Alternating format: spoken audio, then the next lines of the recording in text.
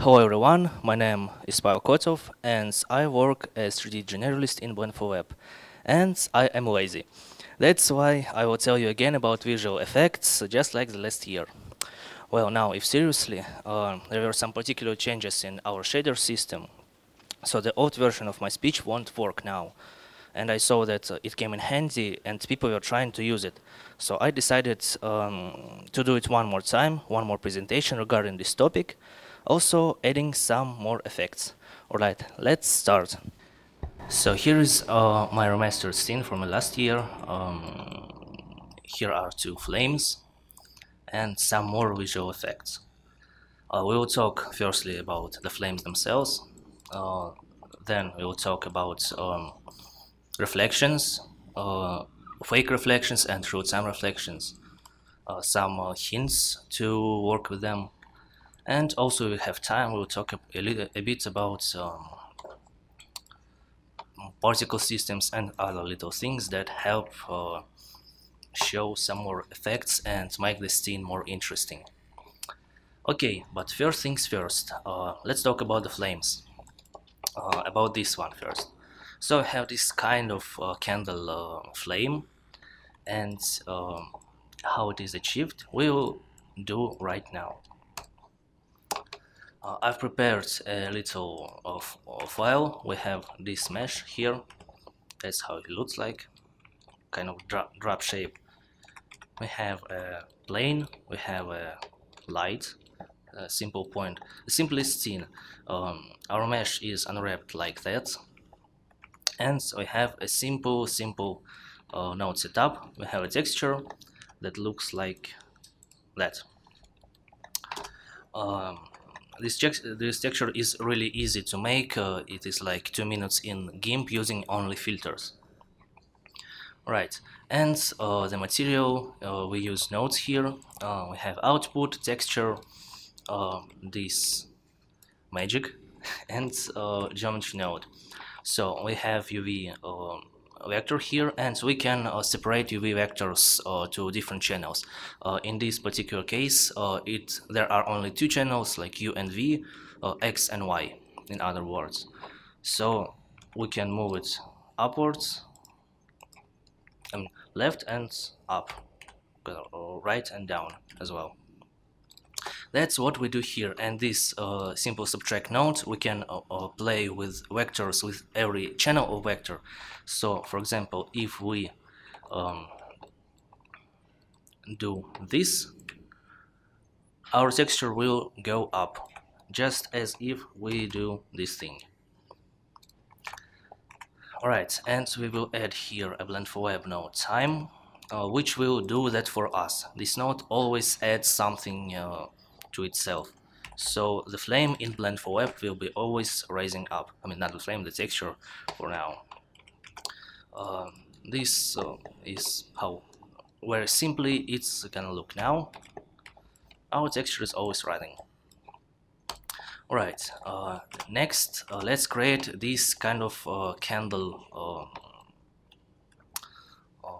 form. So as you know, candle flame is just not, a drop shape. It has some interesting things. It goes like this, and here we have a transparency area, and here we have actually flames. So let's create it, of course, using vectors. This is a bit different from last year. For this we need vector transform, vector normal, we put it here, and we transform it from world to camera. Then we need converter vector math, set here dot product, and in the first input we put view vector, and in a second what we get from the normal vector transformation. And if we see how it looks like, we won't see anything at first, but if we add here a node math add, we will start to get something. Here we have this kind of Fresnel shape or matte cap, and if we also add another one and add here the blue channel from Oracle node, we will get this kind of shape. And we can of course change the forms. If we add here a multiply node, we can change the shape of it. Right, I want it to be something like that. Yeah. Alright, that will work. And now what we need to do for it to be the easiest and most simple kind of flame, we need to divide this by that. So what we got to the texture. And if we look at it now, close these things, we have this kind of effect. We always have this mask which will look at us, no matter where we go, it will look at camera. But that's not what we want. We want it to be more interesting. So let's actually create kind of a flame. For this, we don't need to node output. I'll just leave it here because Blender works this way. If there is no output node in the material, it will broke. It will say, I don't like this material.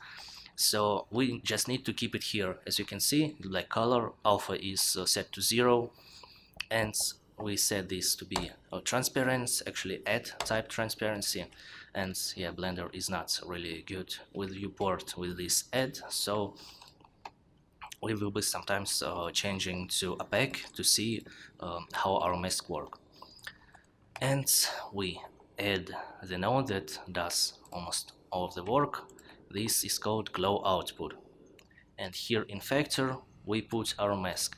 And about the color, which color you want to be the flame? Anyone? Who will be the first? Which color to set the flame? Red? Alright. Let it be red, and let the our lamp be red as well. So, alright, let's see how it looks like now. And now we're already getting something. It is an easy setup, but you can see what this effect does. It blurs our mask and it makes it glow, literally. I actually want this to be faster, so after the time node I will add a multiply node. So now it is like a speed. So if I set it to 2, it will be going up twice as fast. If I set it to 0.5, it will go up twice as slow, but I want it to go faster. Let's see. Yeah, now it rises up faster. Actually, I want to add some things here. I'll add this texture one more time so we will get little flickers in between. Something like that. Of course, we can play with this as much as we want, but I want to show you one interesting thing. Actually, let's make it a little bit less visible, like that. And if I put here a multiply node and I set it to -1, it will become more interesting. Let's see. And now it looks like that. So we have this kind of rising flame, like a fireball or something. And of course we can set the color, not just red, but any that we want. We can use color ramp for this. Converter, color ramp. Let's set here the reds, and here are sets orange. And so we will use one of our first masks, which does this kind of shape. So we'll add it here. Let's set to opaque. We will put this one here, and so we can set a smooth step, actually another Blend4Web node, to control how our mask will work.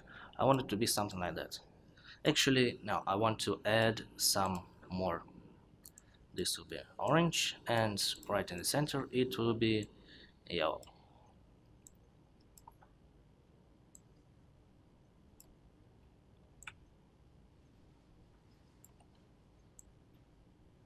Yeah, something like that. So let's put it into our color input, and of course set it back to add, and see how it looks now. Okay, it works. And of course you can set the glow effects as the way you want it. You can control it to be more more blurred, or the other way. You can set the intensity the way you want. For example, if you set intensity to 0, it won't show anything. Yeah, any way you want. Alright, well, basically that is how I made this. Come on. Yeah, this shape of a candle. Yeah, the material of it is a little bit more complex, but if you see here, oh, okay,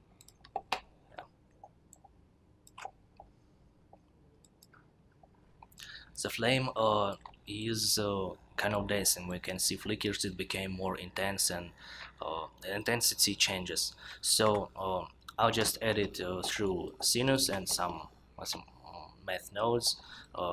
I just added some flickers to this flame, so sometimes it becomes more intensive, sometimes it became less intensive, and that is why this material is complex. Alright, how much time do I have? Good. The second flame, I won't be showing you right away how it was made. I'll just tell in theory. So for the texture, I use the same mechanism, but I also use not only R nodes when I break my vectors, but I also use a green channel Y. So it will go up, not just up, but diagonally up. And then, as you can see, I have some different shapes in here, and I kind of shape these shapes to look like a flame or tongues, or how you say it. And I mirrored some of these. So if we look closer here, we can see the texture going up, but different speeds in different directions, and combined it looks like this kind of ghosty type of flame. Interesting. Alright, let's now talk about reflections. For example, here we have this kind of metallic material, brushed metallic, and here we have water under the influence of rain and wind. So first, this material, of course the reflection here is a fake. You can see it kinda reflects the flame, but it's not a reflection, it is actually a specular that was put really high values. So when we see on it from the top, it is like bright, really. And yeah, actually this is a material from our material library. I haven't put much effort into it, I just increased the value of specular for it to work like that. And of course here is a madcap. We can see some interesting speculars playing here. This is a madcap node. And this is actually real time reflections. You can see our stuff is reflected here as light. We have our walls reflected here. We have everything reflecting in this little panel. But here are other puddles, and they are not reflecting like that one. How and why I made this? Alright, first let's talk about this one. I find it more interesting. For this I used actually video textures. I was curious about, can I make video normal maps and put it into the reflection and refraction. Actually, yeah, it also refracts, as you can see. We have little flickers here, so it refracts things that are under the water level. Right, here are three video textures. I can show it to you. Here are some drops. Here is another drop texture, but it is a little bit faster, and we have actually waves. Those are looped and kind of seamless, so we can put it forever. Alright, so yeah, I put them here. I just added them, and they worked as I expected. But how did I make them? You know this process in Blender when you bake normal maps. It is, well, it is a pain a little bit. So for example, we need to bake ocean, right? So we put this here, we then set ocean here. We animate our time nodes, well, something like that. So yeah, it now works a little bit. Then we add another plane, put it higher, then select this one, select that one, go here. Well, everyone knows how it works, and it is kind of painful even for one frame, but here we have tons of frame, like not tons, but like 100 or 50. It will take a lot of time to make it work. Well, I found a really easiest way. Let's set everything to render only, and now we'll go to orthogonal camera, and now we'll here find matcap, and in standard matcaps we have this kind of texture. And if we now animate it, of course I need to set it 100. If we animate it, come on, yeah, you can see that we have our normal map working. Of course it is a very simple example, but hey, let's do this. File, go render, OpenGL, render animation, and now 5 seconds passed, and we have 100 frames of our normal map video texture. Yeah, all of them are here, as you can see. That saves a lot of time, and it works really well. I mean, of course it is not 100% like normal maps, but I think the it is really close. It is alright enough to use it in this kind of effect. I think I have an echo, right, whatever. So that's how I made it. I used waves and give me a second. I used waves and ocean modifier, and also add some texture for this one. And in this I actually simulated drops with fluid simulator in Blender. So yeah, everything was done in Blender, almost everything except textures. How much time I have? 10 minutes. Alright, but then why are these puddles not as interesting? Well, as you can see, the real-time reflected puddle takes kind of not a lot of pixels. It is a small object, and to be honest, this material is pretty slow, because first we are using reflections here, real-time reflections. Second, we are using refractions, and third, we are using video textures. And when we use video textures, the material must refresh every frame. Like here we have 60 frames going on, so for a second it refreshes 60 times, and that's not really good.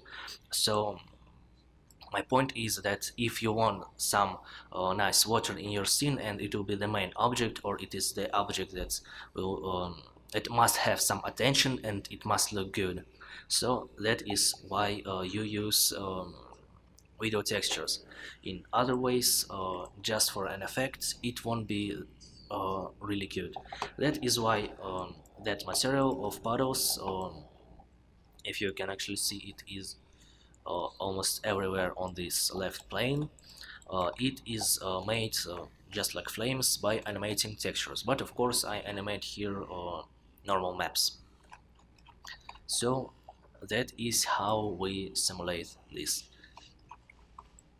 Alright, I have a little bit more time and I will talk about other little things. Okay, first things first. Here we have a rain that is kind of lighted by our flame, but that is not actually what's going on, because if I select the material of our particles, you see there is no node material, so the particles are actually shadeless.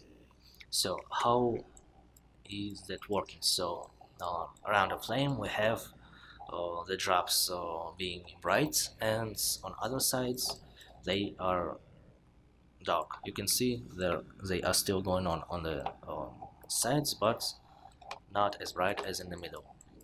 It's actually pretty simple. Let me just which material is it?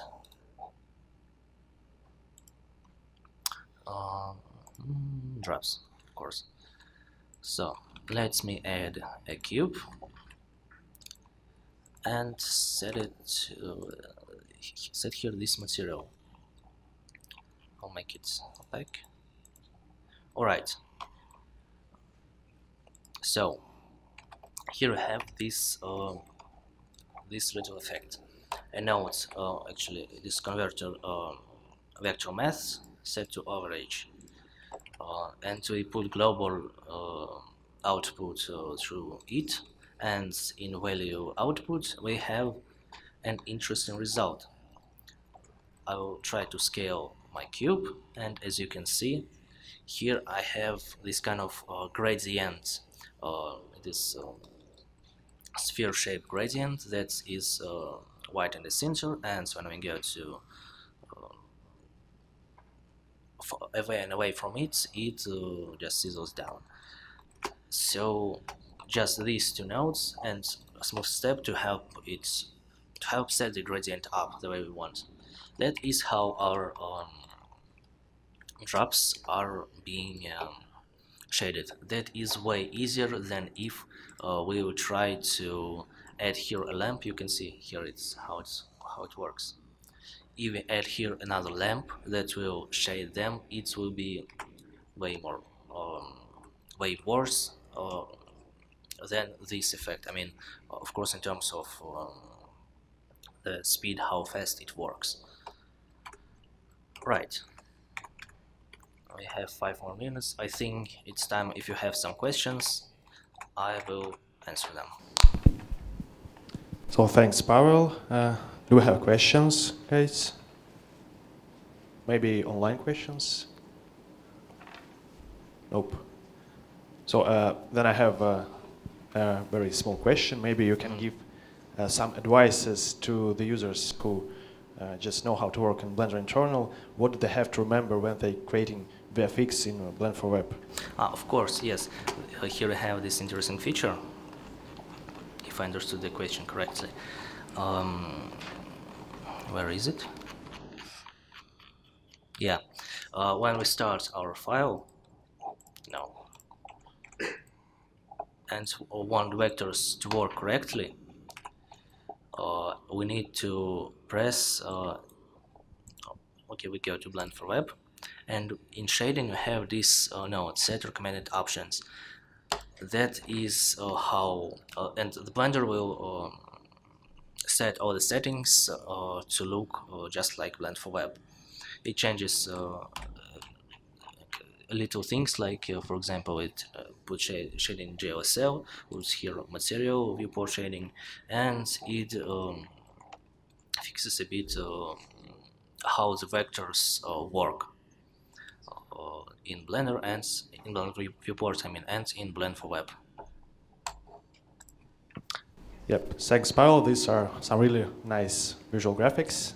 Thank you. Thank you.